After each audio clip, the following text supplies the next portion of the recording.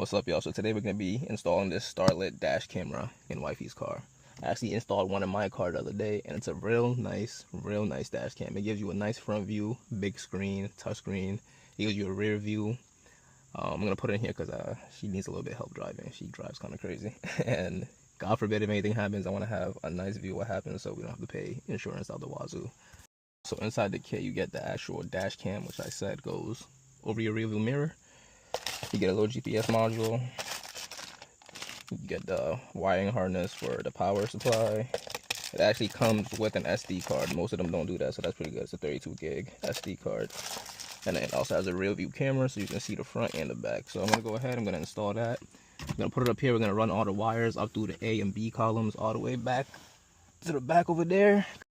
So after we get everything wired up, I'll turn it on over here. I'll let you see how the functionality works, and if y'all like it, I could buy one.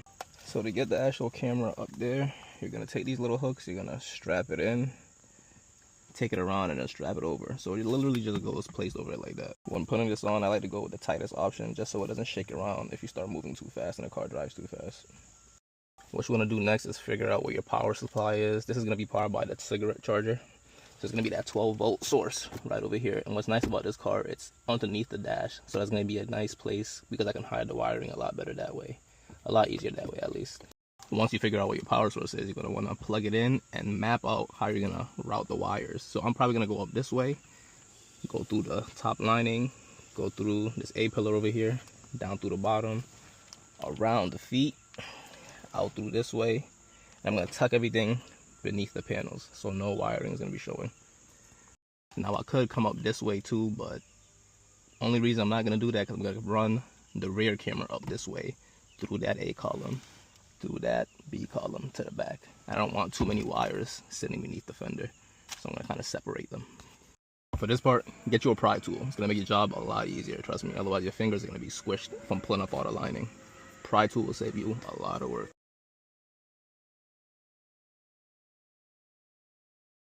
Alright, so now that we have a power source and it's all wired in and hidden, we're going to connect the rear camera. There's a little auxiliary port right here. You plug it in here. Now we're going to run it up through the ceiling again, through the lining, through the pillar over here, down through the doors, up towards this way and towards the back. And then we'll find a nice place to mount it in the back. If you're worried about it not reaching the back, trust me, you get a lot of wiring. Don't worry about that. You're going to have wiring left over. That's going to be annoying to deal with, but cross that bridge when we get there. So it's plugged in right here. So far it's ran up through the top lining, comes down this way. I'm gonna run it all the way through the weather stripping, through this column here, all the way back there. I'm gonna route it all the way to the back. She's got a hatchback, so mounting it is gonna be a little different than it was in my car, but we'll figure that out when we get there. And this right here is why you want one of these, because I tried using my finger to run it through the lining. Shit ripped my skin off. So from the front, we ran it through the weather stripping here, through this column, up through this weather stripping, coming all the way back here. We're still running it right through here. We're right here now. The kicker is going to be figuring out how to mount it over here, because with a hatchback, your whole window is going to go up. So I need to leave enough slack so the wire doesn't pull every time she brings her trunk up. So I might have to go out and take these little plastic pieces off and run it through the actual plastic pieces, but we'll see. So in the back here, I ran it through the pillar. It's going between this lining here. I pulled back the cover, took off this little grommet that keeps the weather and the water out of here. It's going to be an opening. I'm going to slide it through the opening, bring it up here, and then hide all the wiring behind here. So I'm going to mount the camera right over here. So this red wire here is the reverse trigger wire. So if you put the car in reverse, it'll turn the camera on, so you can use it as a reverse mirror or a reverse camera. Her car already has one, so we're not going to connect that. But to keep it from shorting out, I'm just going to tape off the end so it doesn't hit any metal while I store it away. With that capped off, now I'm going to hide it away in here. Now that you got it in place where you're going to put it, I'm going to put it right over here. I'm going to mount it on with some 3M. You could screw it in, but I'm mounting it on glass. I don't advise you screw through glass unless you want to buy a new windshield. As always, I'm working with 3M tape. Make sure you hit your spot with some isopropyl alcohol. Get you a better stick. Get it nice and clean, otherwise it's going to fall off. Promise you. So now that both the front and the rear camera have been installed, I'm going to go ahead and install the GPS module. This part is optional, but I want it because I want the camera to be able to track her speed for her. So God forbid she gets in an accident one day, somebody can't say she was speeding when she wasn't, is gonna have GPS data for it. Again, if you know you're probably gonna be the reason why the accident happens, probably skip this part so you don't incriminate yourself, but I'm gonna go ahead and do that for her. So like with the other parts, I'm gonna input it right here, route it up through the top, come down this side of the column this time. I'm gonna mount it right over here, right side up, so it gets a good signal. So it's routed through down here, coiled over here, routed through down here. I'm gonna stick it on right here with the 3M. Again, you're working with 3M, so hit it with the alcohol. Everything's installed and in place now. I'm gonna go ahead and pop in the SD card, turn it on and format it. Should be good to go. Let's see. Let's go ahead and turn it on.